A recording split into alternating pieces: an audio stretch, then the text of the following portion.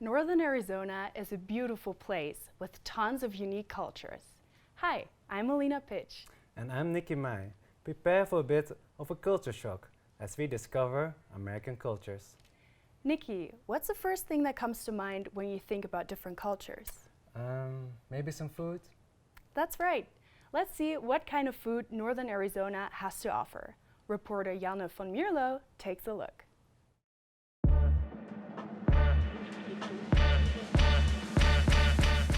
Flagstaff is a melting pot of culinary traditions. One of the most popular is Mexican food. I'm standing in front of the Chili Box food truck, which specializes in new Mexican comfort food. They've got something for everyone, including people like me, who maybe can't handle the spice. Nathan Gordon took on the initiative to start his own business over 3 years ago. Getting into the food industry was culture, tradition, being my own boss, just doing something that I would be happy doing. With recipes from his family, he created his authentic Mexican menu. I would say half the recipes that I have currently on the truck came from my grandma and grandma. So the pork green chili that is very popular in town, that's my grandma's recipe. It's very easy. Sometimes less is more is what people say. His favorite part is serving the people, but it's hard work. I work every day. I'm cook, I'm janitor, I'm mechanic, I'm social media, I'm accountant. So everything having to do with having your own business is just realizing that you have to make it happen. Food trucks make great ways for new opportunities. We've made our way down the road to Alejandro's. After years of working out of her small food truck, owner Georgette has expanded to opening her own restaurant, allowing her to share her family's traditions with even more of Flagstaff. She invited us to her home to talk about where it all began. I started out kind of like doing a lot of different fundraisers for Boy Scouts and all the things, all of the activities my boys were involved with. And a lot of people loved our food so much they said we should start a business, so we did. There's no cookbook needed for this culinary artist. My grandmother would mostly teach me technique. And the technique was, okay, you make the rice like this, and you either have that gift or you don't. For a lot of cooks, it's kind of like that. You don't measure anything out. There's not really a recipe written down. You just, you put the salt, you put the seasoning, then you taste. I always feel like when I'm cooking and I'm not really sure of myself and I'm not having a good day, I hear my grandmother, from up above saying, it's okay, you got this. COVID hasn't been easy on the restaurant. Georgette's son Alex talks about the family helping out. I'm just proud of ourselves that we were able to hold on for as long as we did, and we still are. We're still, I know we're still struggling. We're still probably stressing out sometimes, but at the end of the day, we're still here. We're still breathing after a lot of work. Let these stories inspire you to learn more about Arizona food culture. From food trucks to authentic food and family traditions. I don't know about you, but that really made me hungry. What about you? Truthfully, I've learned to love Mexican food ever since coming to Arizona, and it looks delicious. Hey Janne, are you going to cook us some authentic Mexican food? I sure am. Georgette's family has inspired me, a Dutch girl, to try and make a Mexican recipe. So today we're making salsa roja. It's a great recipe because it's healthy, quick, and easy. It's healthy because look at all those beautiful colors on the tables, those vegetables. It's quick because you can put it in a food processor and instead of a blender, that's way better. And it's easy because you don't have to cook anything. So yeah, I'm gonna start preparing these ingredients. I'm gonna start cutting all of it, and well, let's get back to you, Nikki. I'm sure the food is going to turn out great. Janne really is a queen in the kitchen. At least, we hope so. Speaking of queens, our reporter, Bente Schippers, recently met up with a drag queen, Dylan Duvet.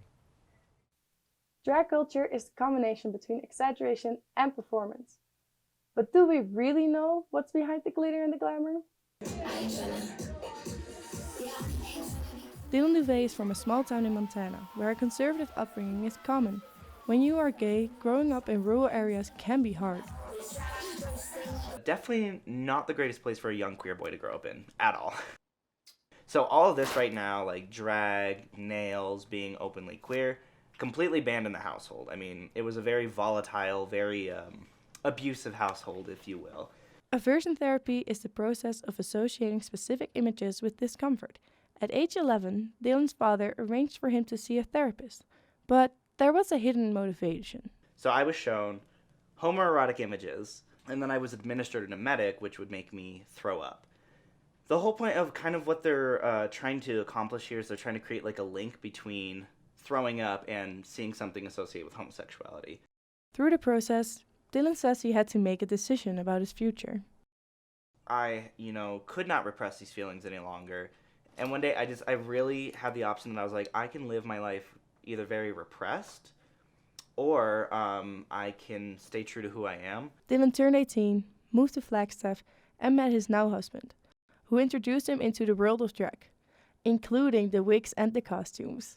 I would always look at them. I would always sneak peek and be like, well, I kind of want to try them on. And I was always intrigued. And then one day he allowed me to try them on. And that was immediately where I was like, I know I want to do this. It was just so fun.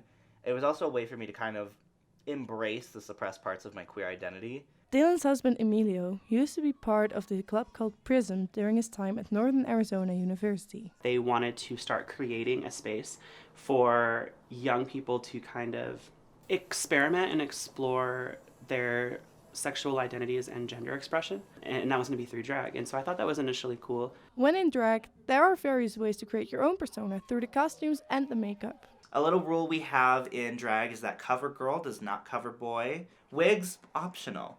Really establish the aesthetic that you want, but present quality, basically. Know what you want to present and make it work. The Runway is a drag bar located in Flagstaff, where Dylan is part of the regular performers together with his sisters. And he got his start here in an unconventional way. The owner had approached me and he was like, why weren't you in the last show? I was like, well, I didn't know that you wanted me in the last show. And so he told me, he was like, tell Amelia to book a show for next Friday. I want you in it. Being part of the drag community does not go without hardships. Yet, most drag queens have found a way to turn these hardships and traumas into positive aspects of their life. I look back at it and think that even with all the negativity and all the trauma that it has given me, it is also an experience that has shaped me to be who I am, and I have taken all of that and I've turned it into something that I'm extremely proud of, and it has made me who I am today. Things are going great. However, I don't like cooking alone, so I invited a guest, someone you may recognize. So, Dylan, thank you for joining us. Of course, thank you for having me. Yeah. I'm really happy to be here. Yeah. So what are we doing today? So today we're cooking salsa roja. Okay, work, because clearly this outfit and these nails say I love to cook and be in the kitchen. Clearly. Yeah, okay. So maybe you can help me cut these tomatoes? Sure. I mean, I've never done this before in my life, but I'm open to new experiences. I'm like, is this how we do it? Oh, Yeah. I accomplished something. Work. Yeah. Okay. It's great. Look at that. This knife is very dull. It's very much like my future. I love that. We don't want you to cut off your nails, you know? Oh, of so course. that's why, yeah. I mean, looking at this too, I'm just like, yeah, that slice is not straight. It really Yeah. said Happy Pride Month. Thank you. Well, we're just gonna keep chopping up these vegetables and we'll check back in soon. When you think of Arizona, you think of cowboys, and they do exist even today, although they are not always what the stereotype suggests. I think it's time for me to put on a cowboy hat and find out more about Speedy Z Ranchette with our reporter Mick van Ekelen. Cowboy culture is full of traditions, stereotypes, and stigmas. Hi folks, my name is Mick, and we're going to explore the different aspects of cowboy culture in today's Northern Arizona society to see if cowboys are really dead or alive. Oh, and by the way, I'm on a horse. So we went looking for a cowboy, but instead we found a badass cowgirl living the Wild West lifestyle right in her backyard. At this little tiny ranchette, I give riding lessons and roping lessons, and we raise a couple beef steers here and chickens and just that kind of stuff. Even with all her knowledge, experience, and skill, it takes more than one pair of hands to run the ranchette. We became a team because I have the mechanical aptitude and she has all of the horse training aptitude and knowledge. Together, you can accomplish pretty much anything you want. Besides being a full-time parent and husband, Zach has his hands full with tasks on the ranch. My job on the ranchette is pretty much everything from fabrication, mechanic work, woodwork. I mean, you gotta be able to do it all. While Zach is busy with the technical side of ranching, Tony is out teaching people what it takes to ride a horse. So when I teach horse riding, it's like a very small portion of it is actually riding the horse. They have to pick up manure, they have to make sure their horse is healthy, they have to groom it, and then they get to ride it. And ride I did. For me, learning to ride was a lot of fun, but for some of Tony's clients, the lessons mean a lot more. People who didn't think they were going to walk again, and then people who maybe, lost their heart horse and never really thought that they'd get the beans up to get on another horse. There's nothing better than watching someone enjoy their horse and have the horse enjoy it too. That's really big. All the pleasure from her work can't hide the fact that even a tough cowgirl like Tony has faced the stereotypes. A lot of people really believe that there aren't a lot of cowgirls out there, and if they are, they're not super punchy, super useful, they're not as skilled, they're not as tough. But there are a lot of women in the sport, there are a lot of women in ranching. And one of these popular sports is barrel racing. We kind of call it chasing cans because the barrels just stand there, and they're traditionally a metal can, and there's 3 of them, and you run what's called a clover leaf pattern. With 16-year-old cowgirls beating grown men in barrel racing, why don't we see more cowgirls out and about? Well, Tony says some traditions remain. Women have been there, just not as, usually they're back taking care of the family, so they're not out on the road as much as the men. After being taught the basics of being a cowboy, I came to the conclusion that it's not solely a cowboy culture, but that women play a big part in this still thriving Western lifestyle. Now let's shift gears to something with a little more horsepower. Route 66 is the classic highway that runs right to Flagstaff. It's a symbol of freedom and a nostalgic reminder of a more innocent time. Even today, classic car lovers meet up and share the memories. Alina Pitch reports. They weren't classics back in the 1950s and 60s when they traveled across the US on Route 66. But now here in Flagstaff, car enthusiasts are meeting up to reminisce, talk maintenance, and look towards the future of these beauties. I'm at the Route 66 Car Club Cruisin', where I am going to talk to the president. I purchased my first old car because it was all I could afford at the time. I wanted transportation right away, didn't want to be under my parents' thumb. A car meant wheels, and wheels are transportation, it's freedom from the house. Classic cars have always been a part of my life. My dad owned some really cool cars when I was a kid, and so I've always just been into cars ever since I've known it. These people have gathered to celebrate the past and relive sweet memories through their cars. Everyone has their own story. My car is a 1962 Oldsmobile F85 Cutlass. When you look at it, it's a little chunk of history. In 1962, this is what your everyday person drove. Everything's metal, not plastic, all the knobs, everything. And I like that feel. That's why I like the old cars. You might think that the classic car culture is dominated by men, but Julie is living proof that's not true. Women are becoming more and more into the car world, especially the younger students. They will work on their own cars, they'll swap the engines, they'll do all that themselves. To understand why these people love these cars so much, I later on got the chance to ride in Joe's 1960 Tier 3 Triumph. How amazing is that? It's been in the family for 35 years. It has been restored and upgraded to be able to drive on modern roads. The interior, the exterior basically are just like it came from the factory in 1960.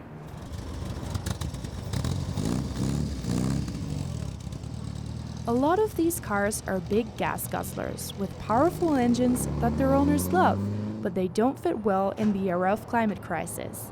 Classic car enthusiast John Lutz tells us he knows it's time for a change.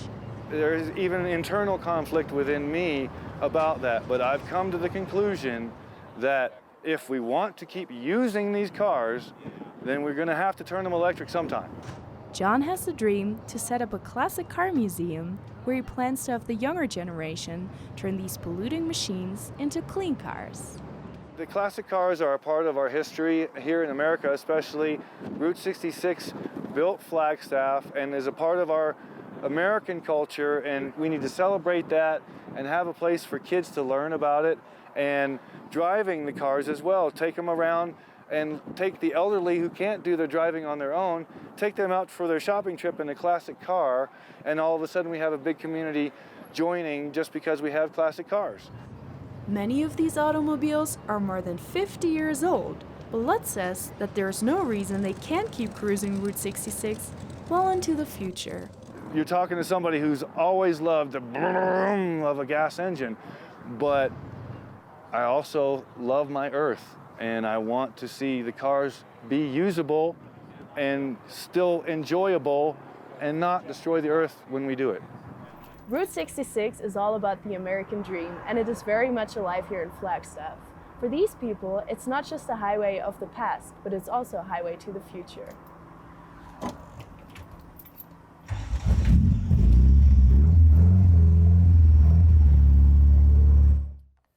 So we're almost finished. We put everything in a food processor, and now we're just mixing it again because we like to be extra. We'd love to be extra around here. Yes. So, we're making this recipe because we were inspired by culture, but Dylan, what inspires you to do drag? So my drag is really inspired by like the 90s, like the Riot Girl movement. One of my biggest inspirations has always been Pink. I love anything that has to do with like short hair and punkiness. So, you know, drag is very much about breaking down rules about like gender and presentation, hence why I am the wig optional wonder of Flagstaff. You don't need to have a wig, you know, or anything of that nature. Just kind of know a quality you want to present, who you want to be. And really at the end of the day, the biggest thing is, are you having fun with it? And for me, that's the most important aspect is I have so much fun, hence why I love wearing all these weird things. So really just for me, it's just anything that's out of the box, if you will. I love it. Well, we're sure having fun. Oh, I'm having a great time. But maybe you can top it off for us? Yes, so I think this dish needs a little bit of cilantro. Wow. And I think we're done. We're done, wow. And it's really good. We have this big bowl of chips to try it. So maybe you can try it. Yeah, let's give it a shot. That's good. Yeah? Oh, well, then I should go back to the anchors and let them try it, right? You do that. Go share that salsa with the world, girl. Okay, well, thank you for joining us. Goodbye. Bye. So, look at this. We have our salsa. Wow, it looks delicious. Yeah. What do you think? Yeah, looks good. Well, you can always keep it in your fridge for like about a week. So, yeah, that's very easy to have. Well, at this rate, I think Nikki will be finished with it by the end of the show. Yeah. Well, speaking of ending the show, the time has come. Thank you for exploring the cultures of Northern Arizona and coming on this journey with us. This was a Culture Shock. I'm Alina Pitch. I'm Nikki Mai. And I'm Janne van Mierlo. Goodbye. And as we say it in the Netherlands, Tot ziens.